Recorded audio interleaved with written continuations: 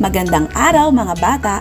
Ang ating aralin ngayong araw ay tungkol sa GMRC 3, Quarter 1, Week 4, Day 3. Gampanin ng bata sa paaralan.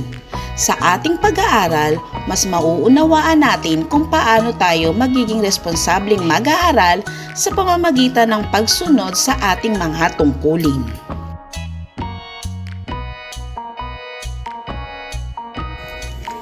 Sa pagtatapos ng araling ito, inaasahan na kayo ay 1. Natutukoy ang mga gawain ng isang bata sa paaralan. 2. Naiuugnay na ang mga sariling gampanin ng bata sa paaralan ay nakatutulong upang mahubog ang pagiging responsable sa kanilang gawain at kilos.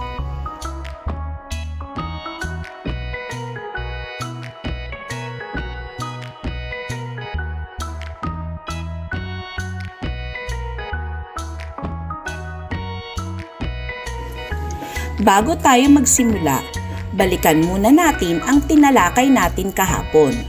Nais kong sagutin ninyo ang mga sumusunod na tanong. Una,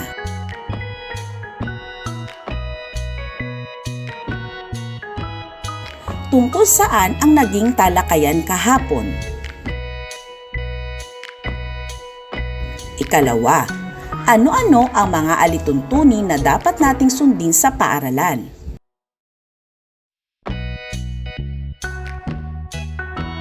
Tatlo, paano maging responsableng mag-aaral sa paaralan?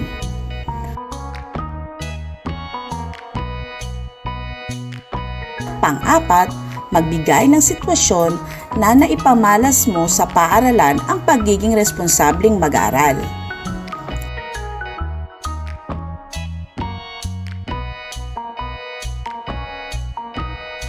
Mahusay mga bata!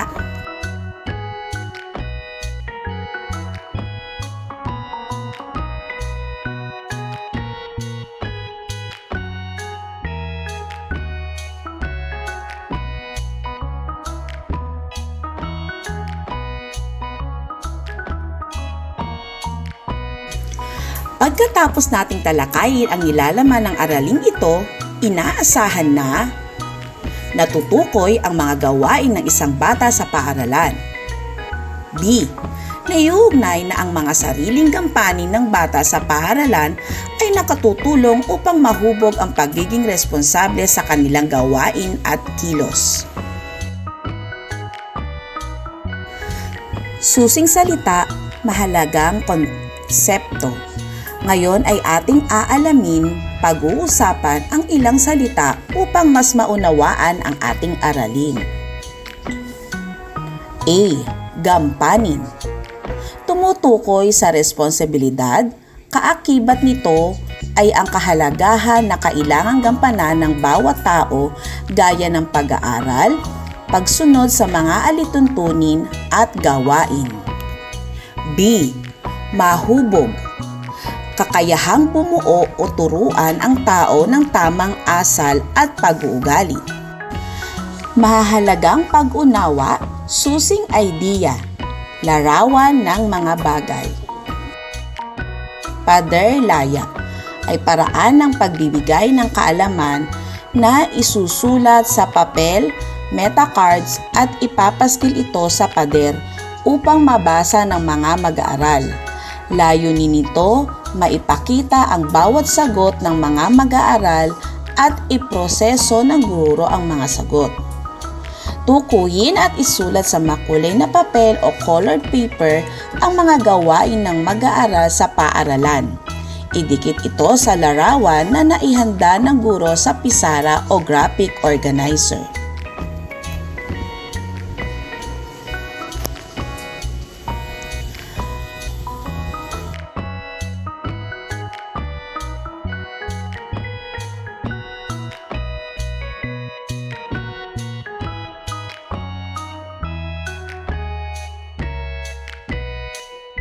Ang mga maaaring kasagutan ay pagdidilig ng halaman, pagtulong sa paglilinis ng silid-aralan, nakikinig sa guro habang may talakayan, nakasusunod sa utos ng guro at iba pa. Ang pagtukoy ng mga gawain ng mag-aaral ay isang kalakasan o strength. Ito ang mga bagay na kakayahang gawin na may responsibilidad. Naglalayon ito na makahubog ng magandang pag-uugali ng isang individual. Pagpapaunlad ng kaalaman at kasanayan sa mahahalagang pag-unawa, susing idea o developing of key idea. Gamit ang graphic organizer ay itala ang mga gampanin sa paaralan ng mag-aaral at ibigay naman ang positibong pag-uugali sa pagsasagawa nito.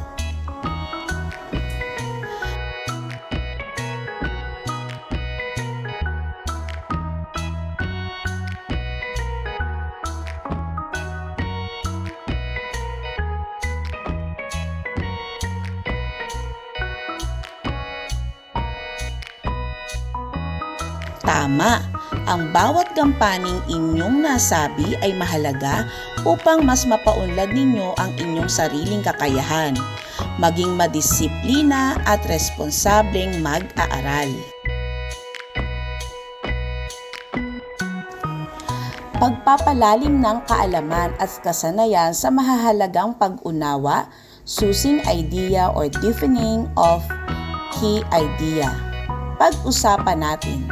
Tanong, ano ang mga sariling gampaning gawain ng mag-aaral sa paaralan?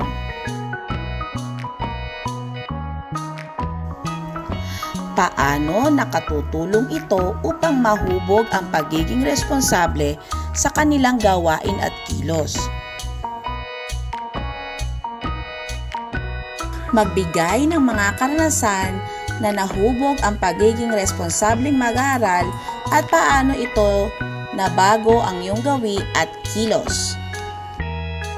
Sa paglalapat at paglalahat o making generalizations and abstraction, sa kabuuan, natutunan natin ang mga gawain sa paaralan ay nagsisilbing pagsasanay upang mahasa ang kakayahan sa mga pisikal na gawain at maging responsable sa alituntuning itinakda ng paaralan.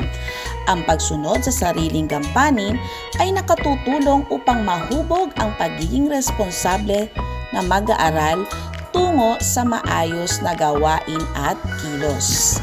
Isa sa mga pangunahing benepisyo ng pagsunod ng mga mag-aaral sa gawaing pampaaralan na papataas nito ang kanilang kumpiyansa sa sarili. Para naman sa pagtataya ng natutunan, panuto. Punan ng mga salita na nasa loob ng kahon ang mga blankong linya upang makabuo ng isang kredo. Narito ang pamimilian.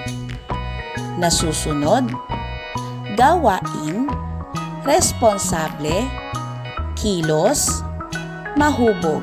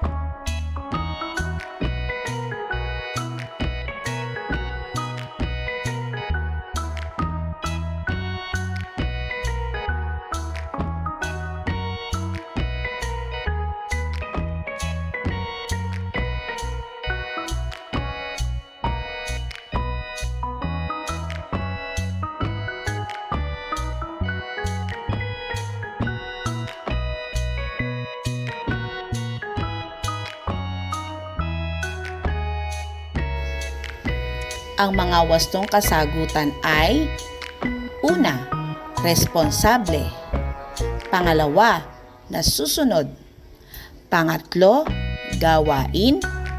Pang-apat, mahubog. At ang ikalima ay kilos. Mga dagdag na gawain para sa paglalapat o para sa remediation.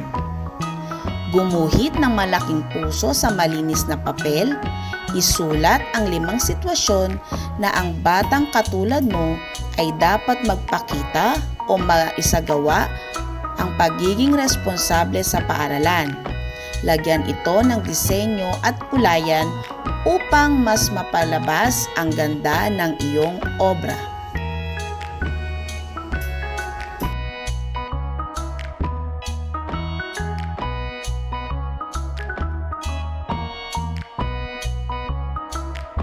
Maraming salamat sa inyong pakikilahok mga bata. Naway isabuhay natin ang ating mga natutuhan upang tayo'y maging mabuting mag-aaral sa ating paaralan. Hanggang sa muli!